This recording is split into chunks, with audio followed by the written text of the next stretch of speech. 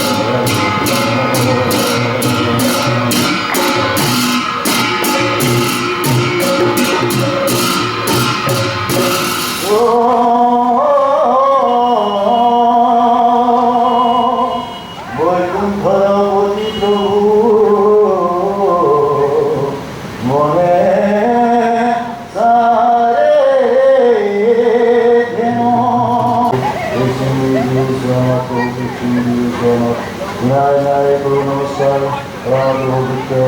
পরমেশ্বর এই দুজনার রাজ্যভাস রাজকর্মান গীতা বিদ্যা যেভাবে আপনার সময় হেতু প্রকাশ করবে সেখানে প্রকাশ করবে এটা হয়তো আপনার সঙ্গে ক্ষমা ভাগ করা হয়েছে সেটা সন্তুষ্ট হয়ে প্রভুপতি উপনীয়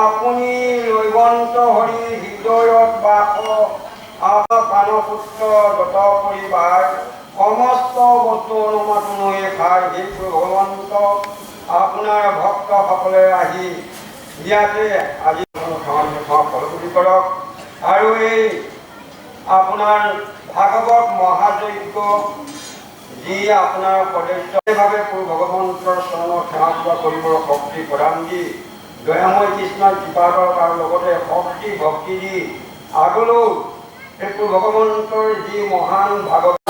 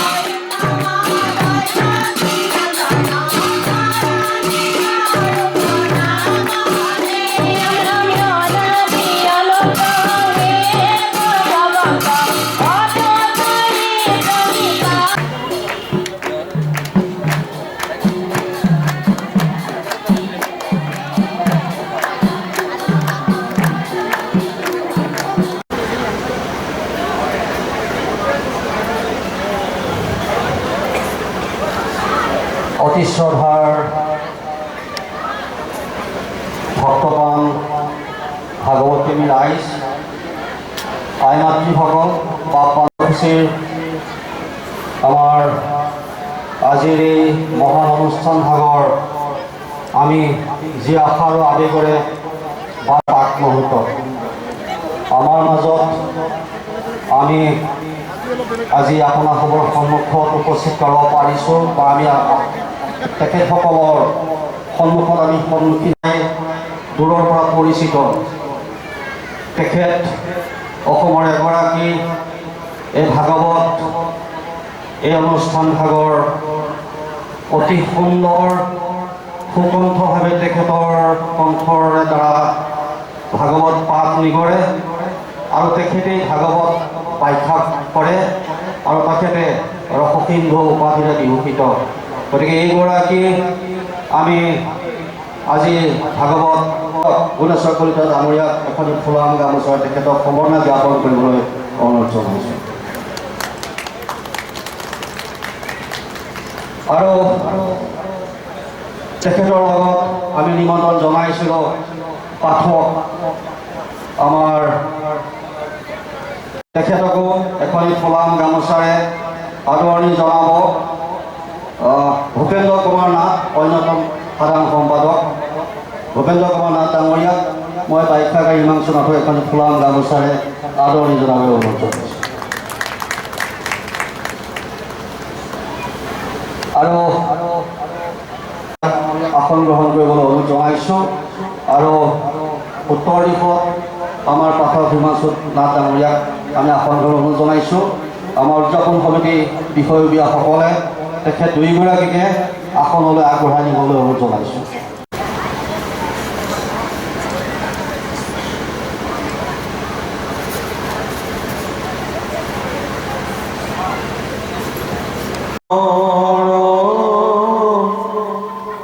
জানা যে নকল্পত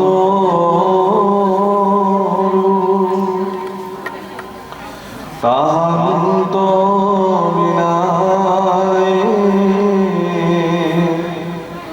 নাহি নাহি নাহি আমাৰ পৰম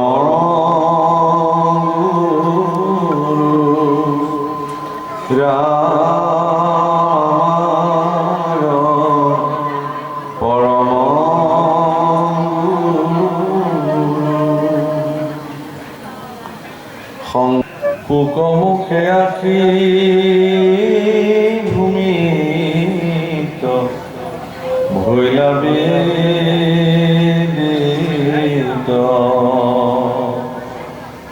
ৰসত চতুৰ যিটো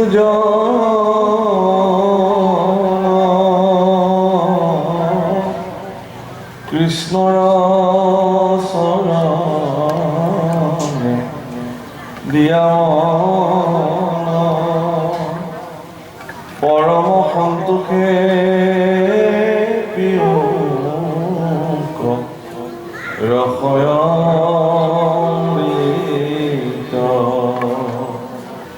ৰাম পৰম সন্তোষে পিয়ুক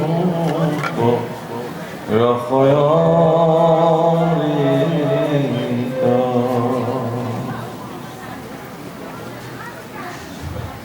শ্ৰীমদ ভাগৱত একাদশ স্কন্ধ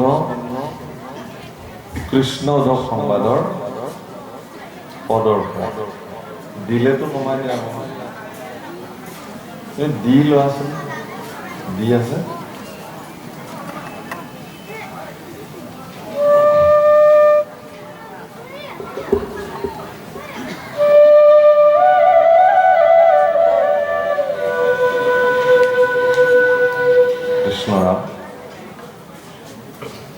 আপনাৰ সবে আজি বিগত দুটা দিন আমাৰ পূজ্যপাঠ ভাগৱতীসকল ব্যাখ্যাকাৰসকল আহি আপোনাক সবক ভাগৱতৰ একাদশ স্কন্ধৰ কৃষ্ণ উদ্ধৱ সংবাদ শুনাইছে। আৰু আজি আমাৰ ভাগতো একাদশ স্কন্ধই পৰিছে কৃষ্ণ উদ্ধৱ সংবাদৰ।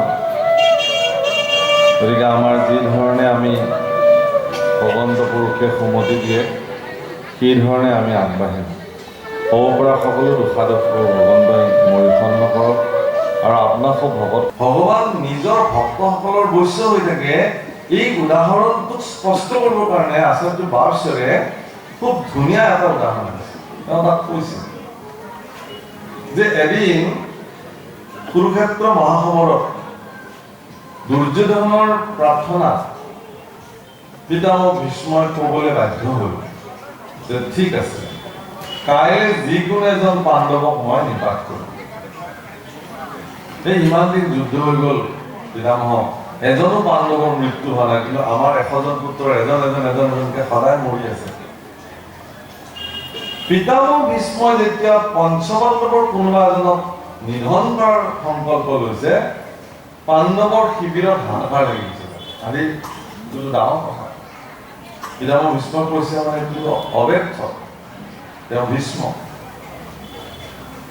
এই কথা ভগৱান দ্বাৰকাধীশ কৃষ্ণৰ চৰণত গৈ নিবেদন কৰিলে, কুন্তীকে প্ৰমুখ কৰি কংসপাল কৰিলে, হে প্ৰভু, হে দ্বাৰকাধীশ কৃষ্ণ, তুমিতো আমাৰ সৰ্বোচ্চ।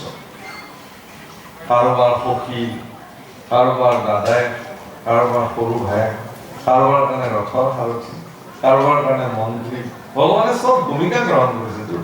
প্ৰভুখন মনত ৰাখিব, আপোনাৰ জীৱনতো ভগৱানে সেই ধৰণৰ ভূমিকা পালন কৰি আছে। আপুনি কেৱল হৃদয়ৰ এটা অনুভৱ কৰক।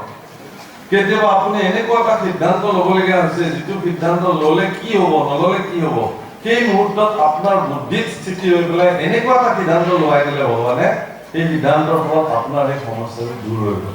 তাৰ কাৰণে আপুনি নিজৰ কৃতিত্ব নাপাৰিব।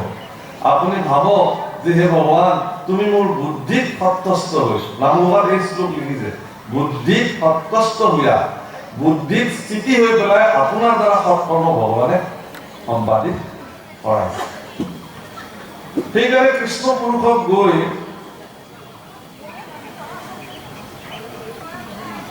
ভগৱান কৃষ্ণৰ চৰণত গৈ তেওঁলোকে নিবেদন কৰিছে যে কি কৰা যাব, কাইলৈতো এনেকুৱা এটা ঘটনা হৈছে। তেতিয়া ভগৱান কৃষ্ণ অৰ্জুনক মাতিলে, শুনা।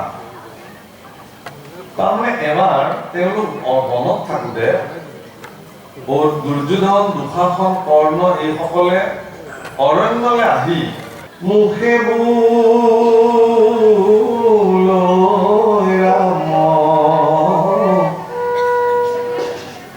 যিটো হস্ত দুই মাত্ৰ মোৰ কাম, হে মোৰ ৰূপ চিন্তনত মনে কৰে শ্ৰম, জানা প্ৰাণ সুখী আৱে তাকে বুলি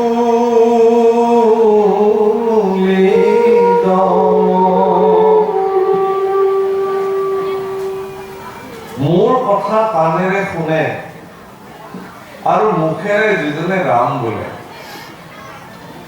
মোৰ ৰূপ চিন্তন কৰিবৰ কাৰণে মানসিকভাৱে যিজনে শ্ৰম কৰে, এই অৱস্থাটোক দম বোলে।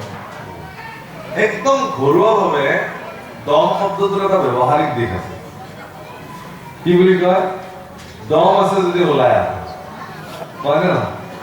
চাওঁ কিমান দম আছে। দম মানে ক'বলৈ গ'লে আপোনাৰ ভিতৰত পুঞ্জীভূত হৈ থকা শক্তিটোৰ অনুমান যে মোৰ দম আছে, মই ইয়াৰ লগত যুদ্ধ কৰিব পাৰিম। সেইকাৰণে সেই দমটোৰ দ্বাৰা এই প্ৰত্যাহ্বানটো জনায়, আহা কিমান দম আছে, মই চাই লওঁ। কিন্তু ভগৱান কৃষ্ণই আজি উদাহৰণত কৈছে যে তুমি হৃদয়ত মোৰ ৰূপটো চিন্তা কৰি মুখেৰে নাম লোৱাচোন, কিমান দম আছে। যিজনে এই কামটো সম্পাদিত কৰিব পাৰিছে তেওঁৰ জীৱনত, তেওঁ শক্তিশালী পুৰুষ, তেওঁৰ দম আছে। আপুনি এবাৰ কৰকচোন, এইটো শূন্য চিন্তা বুলি কয় দৰ্শনত।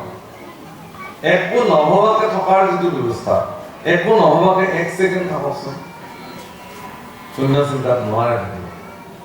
কিবা নহয় কিবা ভাৱনাই ক্ৰীড়া কৰিব। মানুহৰ মগজুতে বশৱৰ্তী হৈ আমি জীৱনত বহুত হেৰুৱাওঁ। একমাত্ৰ মোহত অন্ধ হৈ গান্ধাৰীয়ে নিজৰ পুত্ৰ মোহত মহান্বিত হৈ তেওঁ কি কৰিছিল, ঠিক তেনেকে কয়কেই এইবিলাক এনেকে চূড়ান্ত ক্ষতি সাধন কৰিছিল। এই কথা গান্ধাৰীক সোঁৱৰাই দিছে ভগৱান কৃষ্ণই পদুমত, যে তুমি মোহৰ বশৱৰ্তী হৈ তোমাৰ পুত্ৰ। ধৃতৰাষ্ট্ৰৰো সেই একেই, তেওঁ পুত্ৰ মোহত মহান্বিত।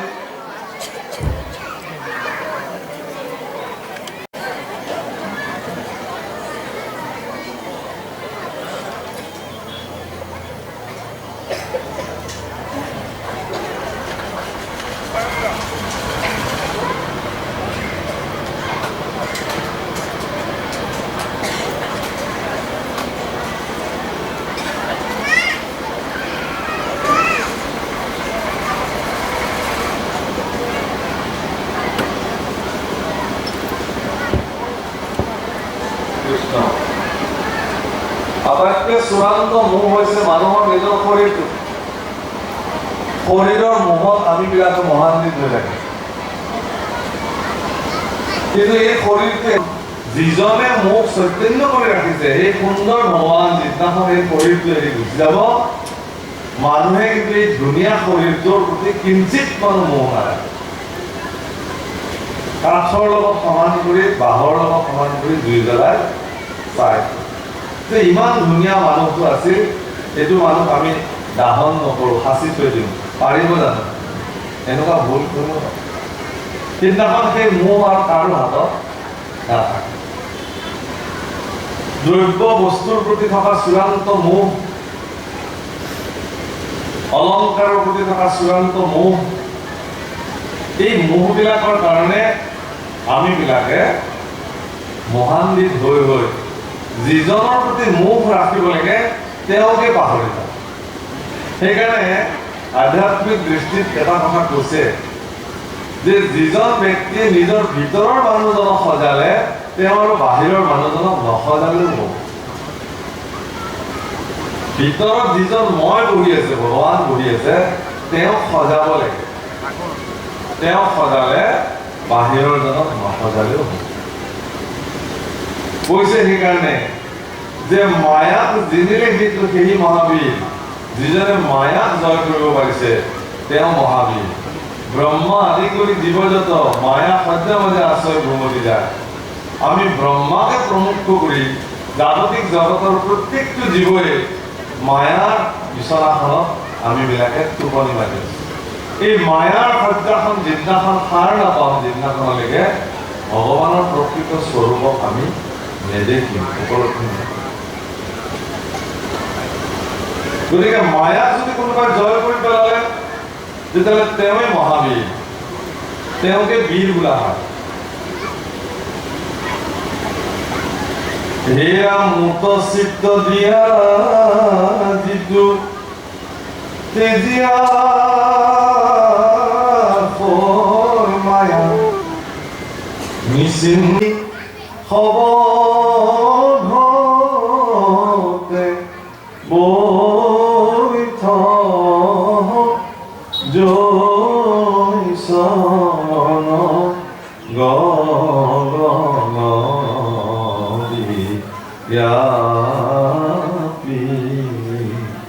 নারায়ণ কাহে ভকতি করু তেরা। এবাৰ সকলোৱে মোৰ লগত গাওঁচোন হৃদয়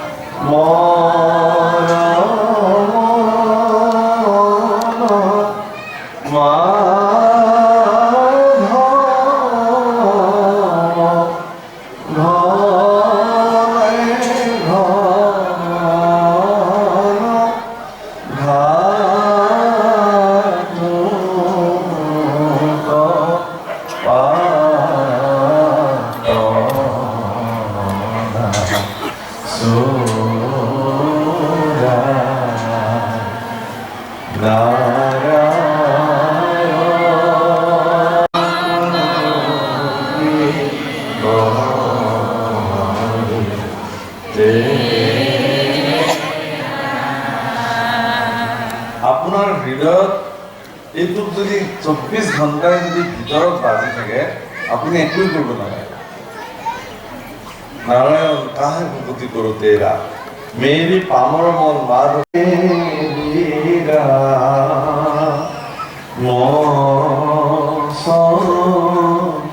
দেখো অন্তকু মনে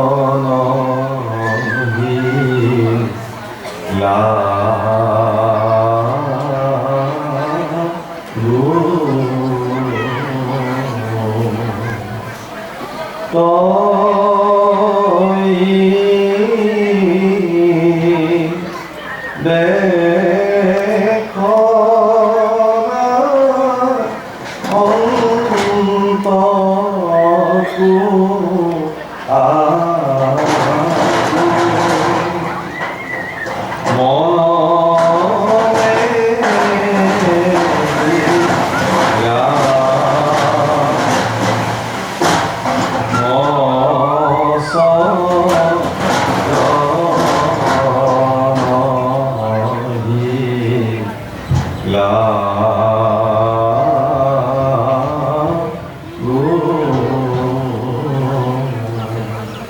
মন ৰামৰ চৰণতে লাগ ৰামৰ চৰণত লাগিলেহে কামত দিব মহাপুৰুষ মাধৱদেৱেতো বৰগীতত এনেকে উল্লেখ কৰিছে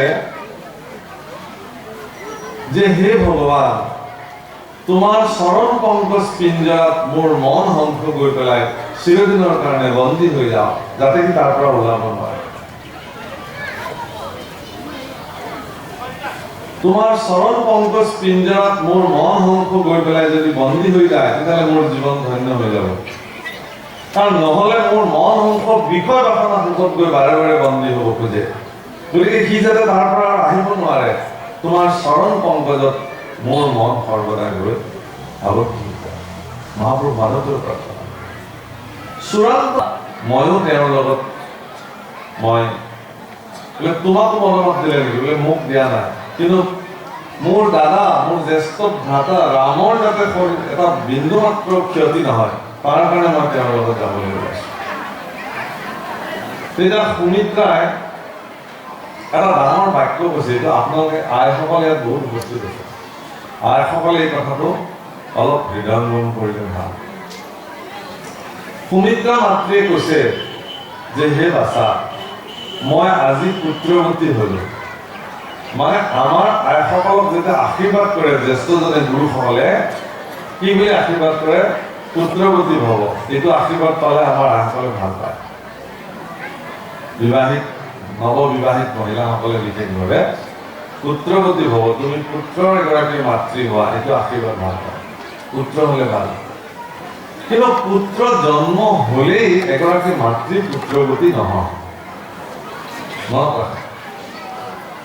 আমাৰ বিশেষকৈ উঠি অহা ছোৱালীবিলাক যিবিলাক তেওঁলোকে কথা শুনক যেতিয়া তেওঁৰ কোষত জন্ম হোৱা পুত্ৰ সন্তানটোৱে জগতৰ কল্যাণৰ কাৰণে কাম কৰিব তেওঁৰ সুখ্যাতি জগতত পৰিব্যাপ্ত হ'ব সিদিনাখনে তেওঁ পুত্ৰৱতী হ'ব যদি আপুনি জন্ম দিয়া সন্তানটোৱে জগতৰ অকল্যাণ কৰ্ম সাধন কৰি থাকে তেওঁৰ কাৰণে অশান্তি সৃষ্টি হয় তেতিয়াহ'লে আপুনি কেনেকৈ পুত্ৰৱতী হ'ব সেইকাৰণে আই সুমিত্ৰাই কৈছিল যে মই আজি পুত্ৰৱতী হলো এইকাৰণেই যে ৰামৰ সেৱাত তুমি যে নিজক উৎসৰ্গিত কৰিলা জগতৰ কল্যাণৰ কাৰণে এইটো পৃথিৱীত চূড়ান্ত ভাল কথা প্ৰভুসকল আইসকল এজন ল'ৰা যেতিয়া মানে বিবাহৰ কাৰণে উপযুক্ত হৈ যায় বুলি মাক বাপেকে ভাবে এগৰাকী পাত্ৰী বিচাৰ কৰি পেলাই তেওঁক ছোৱালীজনী বিবাহ কৰি লৈ আহে আৰু সেই পাত্ৰীগৰাকীৰ যোগ্যতাৰ মাপকাঠি তেনেকে নিৰ্বাচন কৰা হয় ছোৱালীজনী দেখিবলৈ ধুনীয়া হ'ব লাগিব পঢ়া শুনা থাকিব লাগিব মাক দেউতাকৰ বংশাৱলী ভাল হ'ব লাগিব চৰিত্ৰৱান হ'ব লাগিব শিক্ষিত হ'ব লাগিব চাকৰি এটা থাকিলেতো আৰু ভাল এইবোৰ যোগ্যতাৰ মাপকাঠিৰে ছোৱালী এজনীক জোখা হয় তোলা হয় তাক কয় আৰু ল'ৰা সেই যোগ্যতাৰ মাপকাঠিৰ লগত তুলনা কৰি ছোৱালীজনীক বিবাহ কৰি লৈ অনা হয় আৰু তেওঁলোকৰ সংসাৰ পাতি দিয়া হয় মই ভাবো গণ্ডগোলটো তাতেই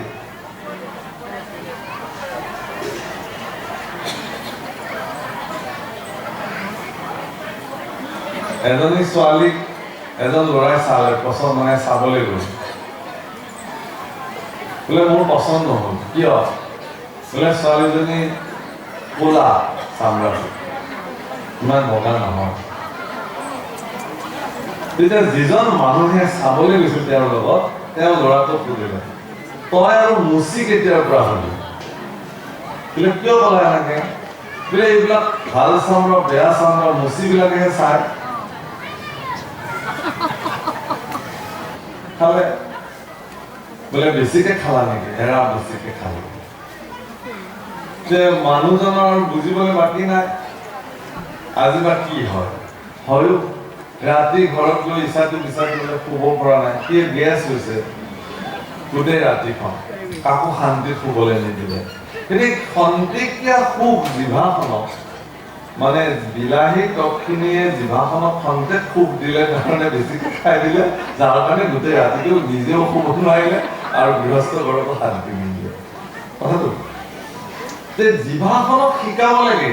আমাৰ প্ৰতিবন্ধে বৰুৱাই ধুনীয়াকে গাইছে, একবাৰ হৰি বলো মন ৰচনা মানৱ দেহেৰ গৈৰৱ কৈৰনা। ৰচনা মানে জিভা।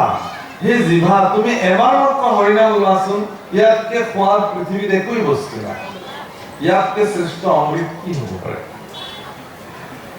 গতিকে জিভাখনক শিকাব লাগে, হে জিভা সদা তোৰ মধুৰেথে প্ৰিয় মাত্ৰ জান তই ৰসৰ সাৰ।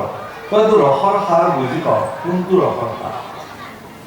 গতিকে সেইমতে তুমি আমাক নিয়ন্ত্ৰিত কৰা, ভাল লগত কৰা তুমি। কিন্তু আমি তাকে নকৰি কেৱল জিভাৰ জুতিত খাদ্য খাই আপোনাৰ হেৰিয়ে প্ৰভু ভগৱন্ত ৰামচন্দ্ৰৰ আজ্ঞা যেতিয়া হনুমান লংকালৈ গৈছিল সীতাৰ অন্বেষণ কৰিবৰ কাৰণে, হনুমানে দেখিলে, হনুমানে ভাবিলে কি যে মই ৰাতি যাম, ৰাতি যেতিয়া চব লংকাবাসী টোপনি যাব মই তেতিয়া মাতৃ সীতাৰ অন্বেষণ কৰিম। কিন্তু হনুমানৰ ধাৰণাটো ভুল হৈ গ'ল। তাতে গৈ দেখিছে যে গোটেই ৰাতি লংকাৰ মানে ৰাক্ষসবিলাকে গোটেই ৰাতিটো খাই থাকে, নুশুৱে। মাংস খাইছে, মদ খাইছে, ফূৰ্তি কৰিছে, নাচিছে, বাগিছে গোটেই ৰাতি। সেইকাৰণে তেওঁলোকক কি বুলি কয়? নিশাচৰ বুলি কয়। শুন শুন ৰে সুৰ বৈৰি প্ৰমাণ নিশাচৰ নাশনিনা। নিশাচৰ তেওঁলোক ৰাতিটো থাকে আৰু ঠিক পোহৰ হওঁ অৱস্থাতে চববিলাক শুই দিয়ে, দিনটো শুৱে আৰু ৰাতিটো তেওঁলোক জাগ্ৰত হৈ থাকে। গোটেই ৰাতি খাই ঠিকছে উদৰ পৰা। মই আৰু ভাবিলো আমাৰ ইয়াতো দেখোন তেনেকুৱা নিশাচৰ আছে, গোটেই ৰাতিটো খাই থাকে। এদিন মোলে ৰাতি এজন মানুহ ফোন কৰিছে, মই একদম সপোন জগতত পানীলাও ভাহি উঠিলে, কেনেকে হেদালিত বগাব, কেনেকে লমালমে পানীলাও এগালমান লাগিব, ইমান আমি ফল প্ৰাপ্তি বিচাৰোঁ। গছডাল গুটিতে মাটি ভালকে পোৱাই নাই।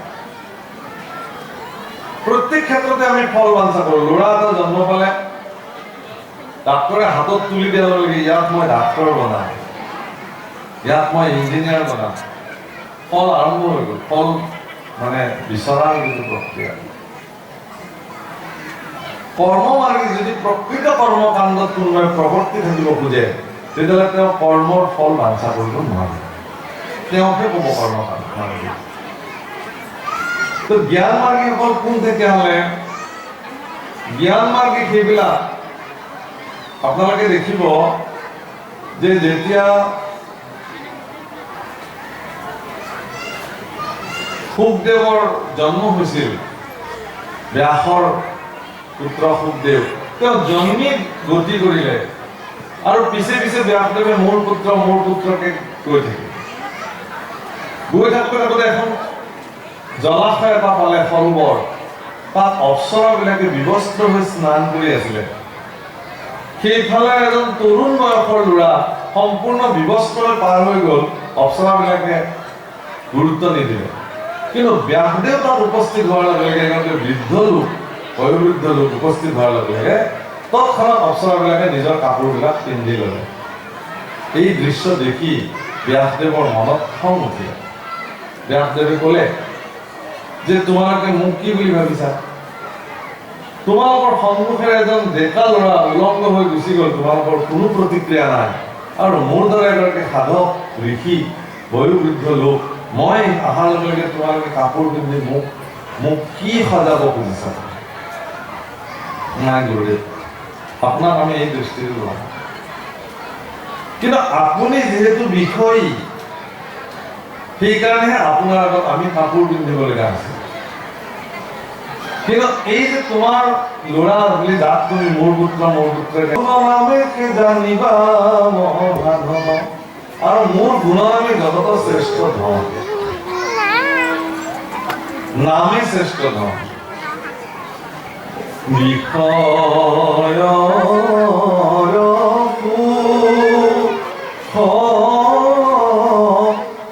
শুকৰ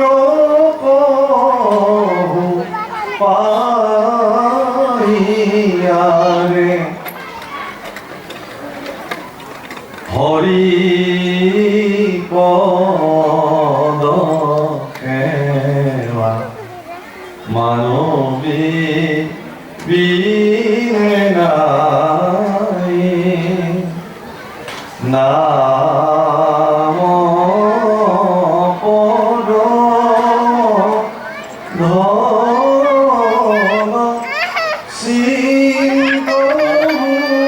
মন ভাইয়াৰে তনু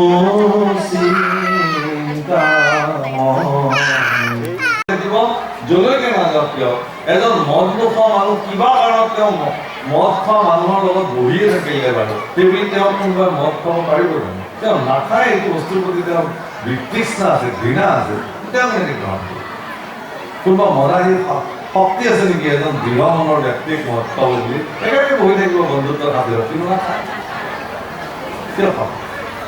গতিকে আপুনি য'ত স্থিতপ্ৰজ্ঞ হৈ আছে তাৰ পৰা কোনো কাৰণত আপুনি বৰং এই যে আপোনাৰ চকুৰ আগত ডাঙৰ হোৱা ছোৱালীজনীক আপুনি এটা আশীৰ্বাদ দিবলৈ নহ'ল, এটা দায়িত্বৰ বন্ধনৰ খাতিৰত, এইটোহে আপোনাৰ জীৱনত বেয়া কথা।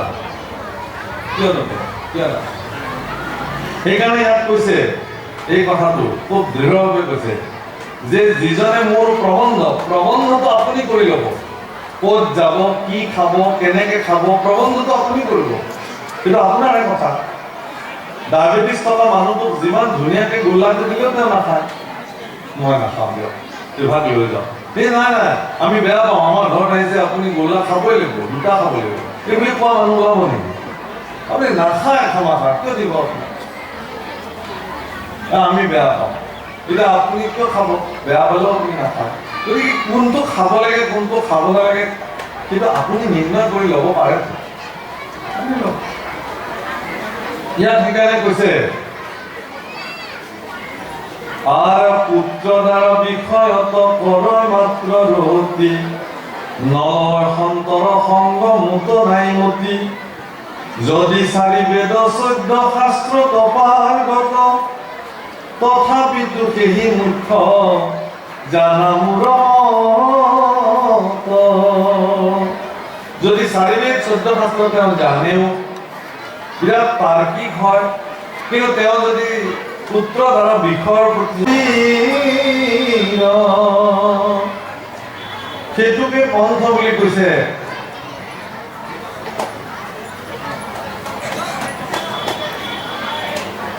যিজনে সকলো পৰিত্যাগ কৰি কেৱল মোক আত্মসমৰ্পণ কৰে। সকলো পৰিত্যাগ মানে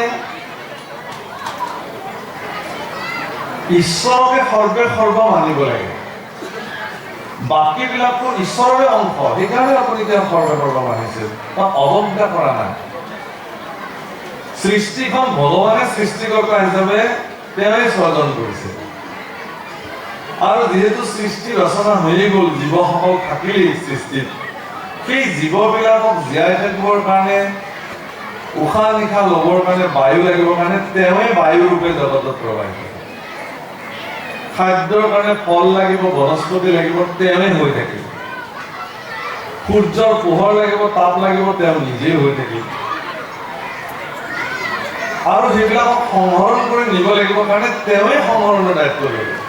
চবখিনি তেওঁ নিজে, যিহেতু তেওঁৱে সৰ্বা, এতেকে সকলোকে উচ্চাস কৰি তেওঁকে মই সৰ্বা মানি ললো। এইটো পন্থ। আৰু ইয়াতে ক'লে কি বুলি যে যিটো জীৱন যৌৱন অচিৰয়ে সংসাৰ, কি কি অচিৰ বুলি কৈছে? ধন, জন, জীৱন, যৌৱন, পুত্ৰ, পৰিবাৰ, হবহু অসাৰ, কৰব কাহে দেখা। তাৰমানে এইবিলাকে অস্থিৰতাৰ মূল কাৰণ। আপুনি যিদিনাখন স্থিৰ আৰু স্থিতপ্ৰজ্ঞ হ'ব, এইবিলাকৰ প্ৰতি অহা মনোবৃত্তিটো আপোনাৰ মনত পোষণ হ'ব যে মই এইবিলাক কৰি থাকিলে নহ'ব। মই স্থিৰ আৰু স্থিতপ্ৰজ্ঞ হ'বৰ কাৰণে যিটো পৃথিৱীৰ স্থায়ী বস্তু, এইটোৰ প্ৰতি সমৰ্পিত হ'বই লাগিব।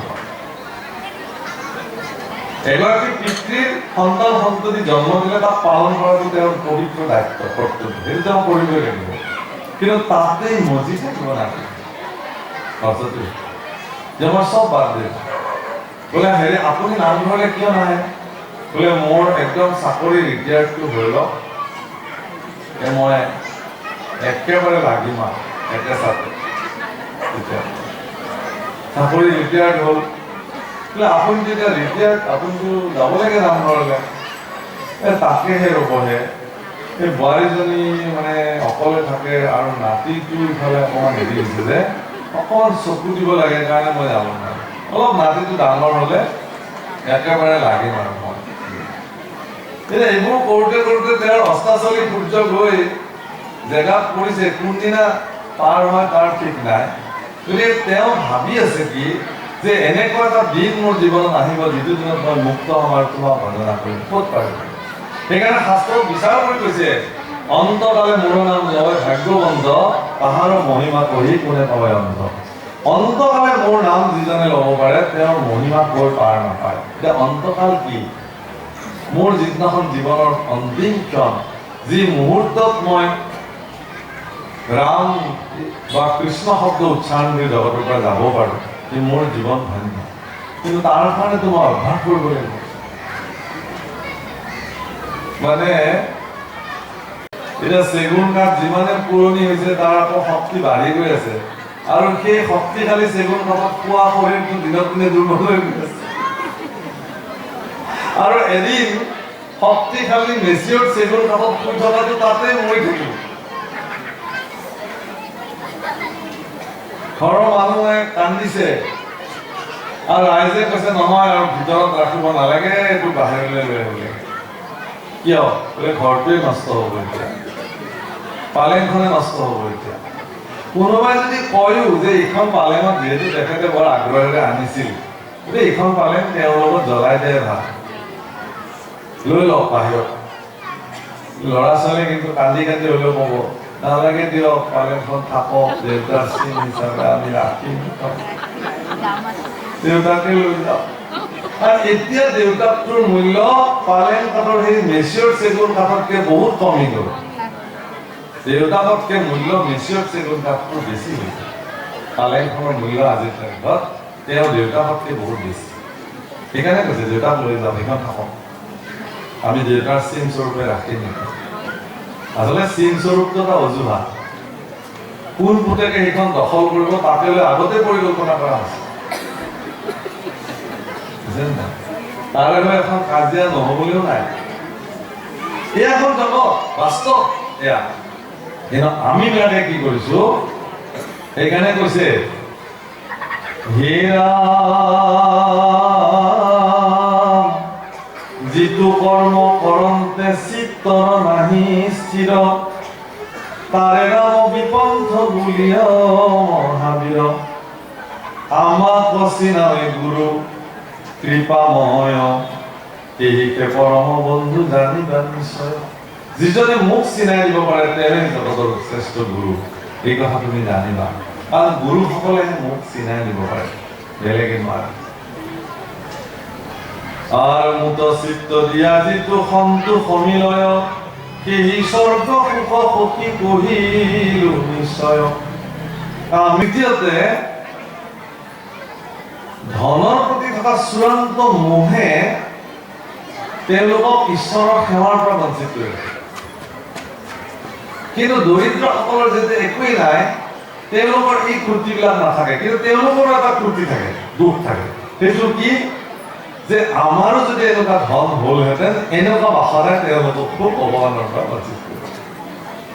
কিন্তু সৎসংগত আটাইতকৈ শ্ৰেষ্ঠ উপকাৰটো এইটোৱে হ'ল যে সৎসংগত বহিলে, সাধুসংগত বহিলে এই ক্ৰুটিবিলাকৰ পৰা ধনী নিৰ্ধনী বুলি কথা নাই, সকলো মুক্ত হৈ যায়। সৎসংগ এইটো সাধন কৰে যে ভগৱান তোমাৰ ব্যতিৰেকে একো নাই, এই যে ধন তুমি মোক ইয়াত দিবলৈ দিছা, তোমাৰ কৃপাতে দিবলৈ পাৰিছো, এই ভাৱনা তেওঁলোকক ক্ৰীড়া কৰে। আর মুখ অবহেলি করো বিষয়ত রতি, তারে নাম দুখী সখী জানিবা সম্প্রতি। সেইজনে দুখী যিজনে মুখ অবহেলা কৰি জগতত কৰ্ম সাধন কৰিলে।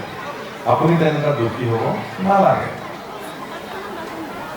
আৰ বিষয়ত আতিয়া শপতি নাই যাৰ, সাধু সংগ লৈয়া কৰে আমাক বিচাৰ আন কৰ্ম এৰি ভকতিত তত্ত্ব পৰ জানিবা উদ্ধৱ বন্ধু কেহি কে ঈশ্বৰ সেইজনে ঈশ্বৰ হৰিক ভজিয়া আপুনি মন্ত্ৰ হয় আপোনালোকে ঈশ্বৰ আজি কিন্তু শাস্ত্ৰই নিৰ্ণয় কৰিব যিজনে সকলো বাদ দি ঈশ্বৰৰ কৰ্ম তৎপৰ হ'ব পাৰিছে তেওঁ ঈশ্বৰ ভগৱানৰ বাদ যে মই ঈশ্বৰ অকল নহয় সেই সকলো ঈশ্বৰ যিবিলাকে সকলো বাদ দি পেলাই মোৰ কৰ্ম তৎপৰ হ'ব পাৰিছে গতিকে সেই ঈশ্বৰ আপোনালোক সকলোৰে প্ৰতি সেৱা জনাই আমাৰ বাণীক বিৰাম দিব খুজিছোঁ যিহেতু অধ্যায় বহুত দীঘলীয়া আছে ইফালে গুণমালা কীৰ্তনো আপোনালোকে ৰাখিছে এটি বিষয় গতিকে ইয়াৰ পিছতে আমি গুণমালা কীৰ্তন ভাগটো আমি সম্পাদন কৰি পেলাই আপোনালোকৰ মাজৰ পৰা দি ল'ম কিন্তু এটা কথা ঠিক আপোনালোকৰ প্ৰতি যে আমি আচলতে আপোনালোকে ভবাৰ নিচিনাকৈ নহয় আমি এজন মোহমতী কিন্তু আপোনালোকৰ কৃপা ভগৱন্ত পুৰুষৰ কাৰণে দৰকাৰ কথা তেওঁৰ গুণানুকীৰ্তন শ্ৰৱণ কীৰ্তনৰ দায়িত্ব ল'লোঁ আপোনালোকৰ দৰে সজ্জনসকলৰ কৃপা নহ'লে ভগৱত কথা ক'ব নোৱাৰে কোনেও যিমান শ্ৰেষ্ঠ বক্তা হ'লেও সেই বক্তাজনৰ সভা শ্ৰেষ্ঠ অলংকাৰ হ'ল আপোনাৰ শ্ৰোতাসকল সেইকাৰণে শ্ৰৱণক শ্ৰেষ্ঠ বুলি কৈছে কীৰ্তন ২ নম্বৰতহে শ্ৰৱণ ১ নম্বৰত কীৰ্তন ২ নম্বৰত নৱবিধা ভক্তিৰ শ্ৰৱণ কীৰ্তন অৰ্চন বন্দন ৰাস্য সকীৰ্ত এনেকৈ যিবোৰ আছে ইয়াৰ ভিতৰত শ্ৰৱণতেই শ্ৰেষ্ঠ ভক্তি হিচাপে দেখুৱাইছে সেইকাৰণে আপোনালোকে ইয়াত ১ নম্বৰ ইকি শাস্ত্ৰে প্ৰকাশিলাম ঈশ্বৰ কৃষ্ণ যাহাত ভজিলে তৰি ভুজাতনা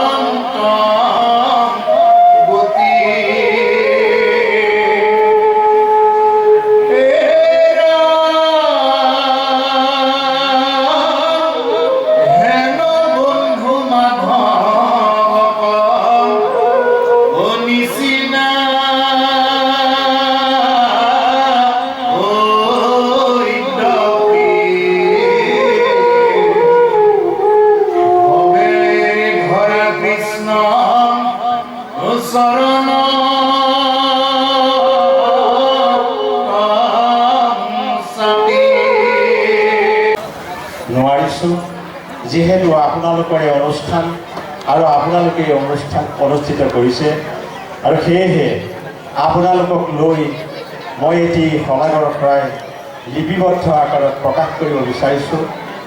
গতিকে মই মোৰ শলাগৰ শৰাইভাগ আপোনালোকৰ জ্ঞাতাৰ্থে পাঠ কৰি শুনাইছোঁ। কৃষ্ণ। অতিকে শ্ৰদ্ধা অনুষ্ঠানটিৰ মধ্যমণি ভাগৱত ৰসসিন্ধু উত্তৰ বেতনা শংকৰদেৱ সত্ৰৰ সত্ৰাধিকাৰ শ্ৰীযুত ৰিজু পাঠক মহন্তদেৱ, শ্ৰদ্ধাৰ পাঠাচাৰ্য শ্ৰীযুত হিমাংশু নাথদেৱ, আমন্ত্ৰিত ঈশ্বৰমূৰ্তি আই মাতৃ বাপ বান্ধৱসকল, ভাগৱত ৰসামৃত অহা আৰু স্থানীয় আই মাতৃ বাপ বান্ধৱসকল, ভকত বান্ধৱ, যুৱক যুৱতী, ছাত্ৰ ছাত্ৰী আৰু কণ কণ মাইনাসকল, আমি নচহৰ সাৰ্বজনীন ভাগৱত পাঠ ও ব্যাখ্যা উদযাপন সমিতিৰ তৰফৰ পৰা সকলো লোকে শ্ৰদ্ধা আৰু ভক্তি সহকাৰে সেৱা ধৰিছোঁ। উদযাপন সমিতিয়ে সকলো ভক্তপ্ৰাণ ৰাইজৰ সহযোগত ১.৫ মাহ জোৰা প্ৰচেষ্টা প্ৰদানৰ দিশে অগ্ৰসৰ হৈছে। এই পবিত্ৰ অনুষ্ঠানটি প্ৰাণোজ্জ্বল কৰি তুলিবলৈ সকলো দিশৰ সকলোৰে সহায় সহযোগ নিস্বাৰ্থ সেৱাৰ বিনিময়ত অনুষ্ঠানটি সফল হোৱা বুলি ক'ব পাৰি। ভকত বৈষ্ণৱৰ পদৰেৰে ৰঞ্জিত নৈমিষাৰণ্য স্বৰূপ আৰু জনগণৰ কল্যাণৰ অৰ্থে আমি ঢেকীয়াজুলি ১ নং ৱাৰ্ডৰ জাতি বৰ্ণ ভাষা নিৰ্বিশেষে সমূহ ৰাইজৰ একান্ত প্ৰচেষ্টাত আৰু নিকটৱৰ্তী গাঁও আৰু ৱাৰ্ডৰ ভকতবৃন্দৰো সহযোগত বিগত ২টি বৰ্ষৰ দৰে এইবাৰো তৃতীয় বৰ্ষটো ধাৰাবাহিকভাৱে এইবাৰ 4দিনীয়া কাৰ্যসূচীৰে অতি সুন্দৰ আৰু সফল ৰূপত ৰূপায়িত কৰিবলৈ আমি প্ৰয়াস কৰিছিলোঁ। হে সুধীবৃন্দ, আপোনালোক মহান, ধন্য ধন্য আপোনালোক। এই পবিত্ৰ আৰু মহান অনুষ্ঠানটিত একাত্ম হৈ বিভিন্ন দিশত বিভিন্নজনে যি সেৱা বঢ়াইছে দিবলৈ আৰু একো নাই। অভিধানত শব্দ বাক্য বিচাৰি পোৱা নাই যাৰ দ্বাৰা আপোনালোকক অলংকৃত কৰিব পৰা যায়। আনহাতে অনুষ্ঠানটিৰ 4দিনীয়া কাৰ্যসূচীত যিসকল আমন্ত্ৰিত মহান ভকতসকল লগতে পাঠাচাৰ্য আৰু ব্যাখ্যাচাৰ্যসকলৰ পদ্মমুখে বাগ্ময় মূৰ্তি সেই ভক্তিযুক্ত গ্ৰন্থ শ্ৰীমদ ভাগৱত পাঠ নিগৰিত তত্ত্বৰ প্ৰাণোজ্জ্বল ব্যাখ্যাৰে ৰসামৃত কৰোৱালে তেখেতসকললৈকো আমি শ্ৰদ্ধাৰ্ঘ্য আৰু ভক্তিৰক্ষ যাচিছোঁ। পাঠ ও ব্যাখ্যাৰ জৰিয়তে গোবিন্দৰ গুঞ্জক প্ৰসাৰৰ স্বাৰ্থত সেৱা আগবঢ়াই সম্পৃক্ত হোৱা আপোনালোকক এক নিৰোগী আৰু স্বাচ্ছন্দ্যময়ী জীৱনৰ অধিকাৰী কৰক। ইতিমধ্যে আমাৰ পাঠক আৰু ব্যাখ্যাকাৰী দুয়োগৰাকী তেখেতসকলো দূৰৰ পৰাই আমি তেখেতসকলক নিমন্ত্ৰণ কৰি অনা হৈছে। গতিকে তামোলপুৰ উত্তৰ বেতনা শংকৰদেৱ সত্ৰৰ সত্ৰাধিকাৰ শ্ৰীযুত ৰিজু পাঠক মহন্ত ডাঙৰীয়া, তেখেতেও আমাক এটা সময়ৰ সংকেত দি কৈছে যে ময়ো যিটো যাবগৈ লাগিব উভতি। গতিকে আৰু ইয়াৰ পিছত আমি এই ভাগৱতৰ লগত সংযোগ ঘটাই গুণমালা ভাগো আমি ইয়াত শ্ৰৱণ কীৰ্তন কৰাৰ এটা আমাৰ কাৰ্যসূচী অন্তৰ্ভুক্ত কৰা হৈছে।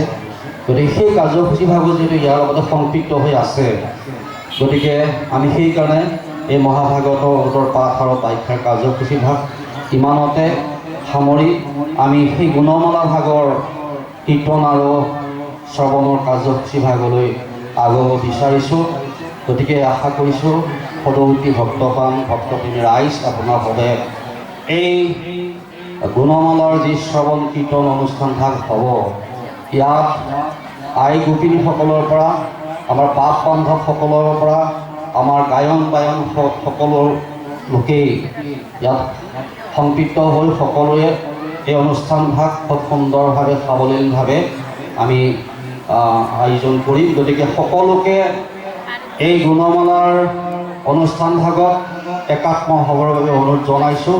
আৰু আপোনাৰভাৱে অলপ আমাৰ গুৰুদেৱে অকণমান অসুবিধাৰ সন্মুখীন হৈছে, আমিও সেই অসুবিধাটো অনুভৱ কৰিছোঁ যে এই মহাভাগৱতৰ য'ত পাঠ আৰু ব্যাখ্যাৰ ই এটা অতি গভীৰ আধ্যাত্মিক ভক্তিৰসৰ অনুষ্ঠান। গতিকে ইয়াত আমি আচলতে হৃদয়ৰ পৰা এই ভক্তিৰসটো আমি স্পৰ্শ কৰিব পাৰিব লাগে। আৰু যেতিয়া আমি হৃদয়ৰ পৰা সেই ভক্তিভাৱ স্পৰ্শ কৰিবলৈ যাওঁতে তাৰ পৰিৱেশটো ঠিক তেনেধৰণে সংযুক্ত হ'ব লাগে। গতিকে আমাৰ পৰিৱেশটো অলপ হ'লেও ইয়াৰ বিপৰীত এটা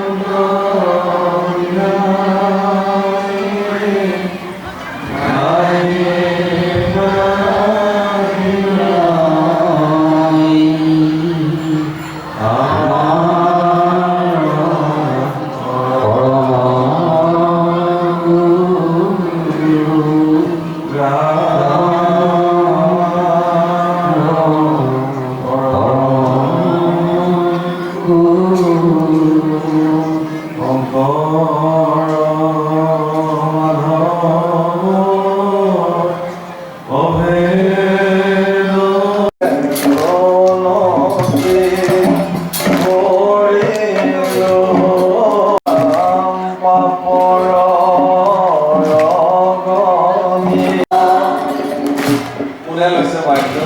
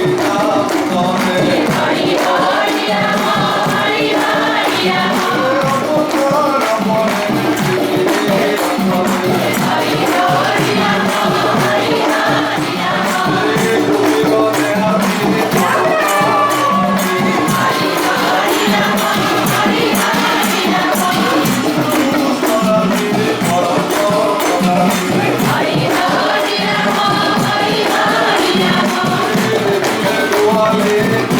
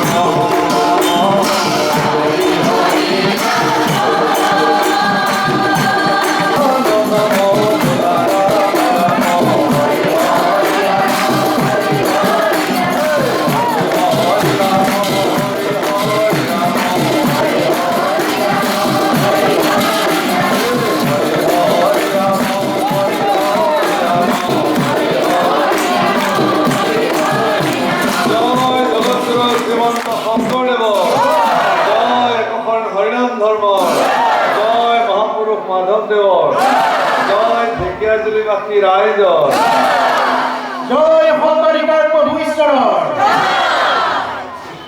অপৰাধ তেওঁৰ জ্যেষ্ঠ ভাতৃ এয়া সাগৰ ৰাভা আৰু তেওঁৰ পৰিবাৰ উপস্থিত আছে। আমি আজি এই অনুষ্ঠান ভাগতে ৰাজহুৱাকৈ তেওঁলোকৰ পৰিয়ালবৰ্গলৈ এখনি ফুলাম গামোচাৰে সম্বৰ্ধনা জ্ঞাপন কৰিব ওলাইছোঁ। সম্বৰ্ধনা জ্ঞাপন কৰিব উদযাপন সমিতিৰ সন্মানীয় উপসভাপতি দেৱেন চাচনি ডাঙৰীয়া। আমি শলাগ লৈছোঁ এই পৰিয়ালটিক। সঁচাকৈ পৰিয়ালটি আমাৰ এই অনুষ্ঠানটিকে নহয়, আমাৰ ইয়াৰ আগতে হৈ যোৱা মহাৰাশেই হওক, পৰিয়ালটোৰ ওচৰত চিৰকৃতজ্ঞ। অনাগত দিনতো যাতে এই পৰিয়ালটোৱে এনেধৰণে ভক্তপ্ৰাণ ৰাইজক এনেধৰণে সেৱা আগবঢ়াই যাব পাৰক, সেই প্ৰভু ভগৱতৰ ওচৰত কৃপা বিচাৰিছোঁ। ধন্যবাদ। ইয়াৰ পিছত আমি আমাৰ যিগৰাকী বাহিত কৰি তুলিছে, গতিকে সেইকাৰণে আমি সুযোগতে তেওঁকো আমি কৃতজ্ঞতা জনাই আমাৰ উদযাপন সমিতিৰ এগৰাকী ভকতেই, তেওঁক এতিয়া আমি ভকত বুলিয়েই আমি স্বীকাৰ কৰিছোঁ, হেমন্ত গোস্বামী। হেমন্ত গোস্বামী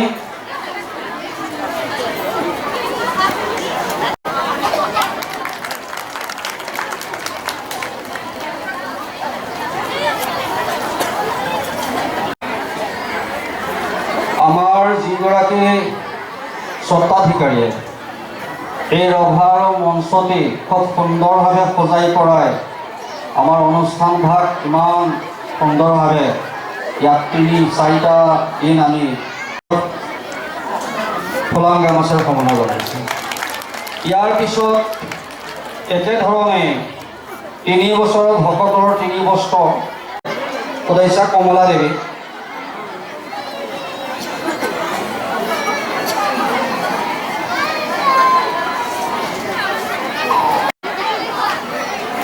ইয়াৰ পিছত আহিছোঁ ভকতৰ মাননি আৰু 3 বছৰ।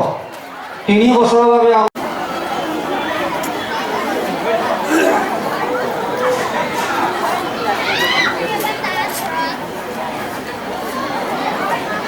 এয়া বাপকন। ইয়াৰ পিছত আহিছোঁ আমাৰ এই যি এইবাৰৰ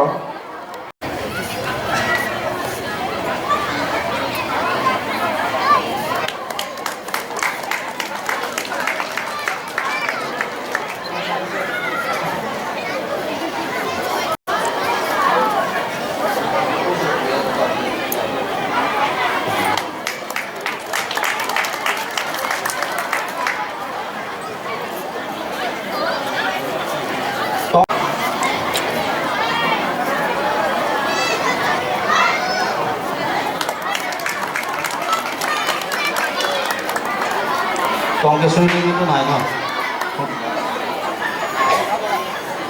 তেওঁলোকে 13জন ভকতৰ 3 বছৰৰ আৰু 5 লিটাৰ বিভাগে আগবঢ়াইছে। আমি ধন্যবাদ জনাইছোঁ পৰিয়ালবৰ্গক আৰু বাকী বাপতি ভূঞাই আমাৰ যে গোটেই টেলিকাষ্ট হৈ আছে 4টা দিনৰ এই কাৰ্যসূচীসমূহ আমাৰ ভিডিঅ' কেমেৰা হৈ আছে যে এই গোটেই শিতানটোত তেওঁ দায়িত্ব লৈছে। গতিকে আমি সেইকাৰণে অনুষ্ঠান ভাগৰ হৈ তেখেতক সম্বৰ্ধনা জনাম। আৰু আছে নেকি উপস্থিত?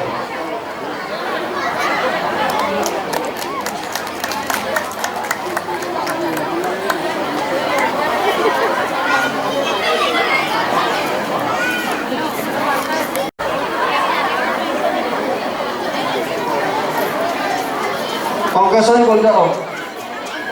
টংকেশ্বৰী দেৱী এয়া তেখেতসকলে বিশেষ পৰৱনী 3 বছৰ সেৱা কৰা আহিছে। তাৰ বাবে আমি এখন কাৰ্যসূচীটো আমাৰ স্থগিত থাকিব। এইটো আমি একেবাৰে